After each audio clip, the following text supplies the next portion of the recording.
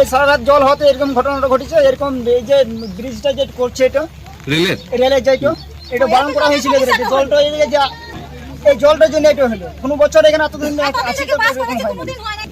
তো এই সকাল থেকে জল নিচে রাখতে পারলাম না, ভেঙে পড়লো। তার আগে সেই সময় কেউ ছিল বাড়িতে? না ছিল, যে পুরো মালটাতে ছিল। দেখুন, কুচবিগ্রামের ইতিহাসে প্রথমবার বর্ষার জলে কারো বাড়ি ভেঙেছে, আর বর্ষার জল বন্যার মতো ঢুকেছে কুচবিগ্রামের ইতিহাসে আজ পর্যন্ত আমরা কেউ দেখিনি।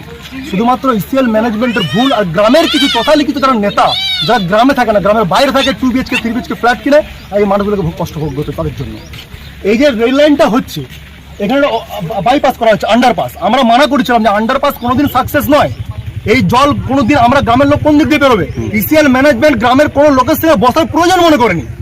আজ তাদের ভুল সিদ্ধান্তের জন্য প্রথম বর্ষাতে এই অবস্থা। 4খানা বাড়িতে জল ঢুকেছে, 4খানা বাড়ি অলরেডি পড়ে গেছে। ম্যানেজমেন্টকে জবাব দিতে হবে গ্রামের কোন লোকের সঙ্গে কথা বলে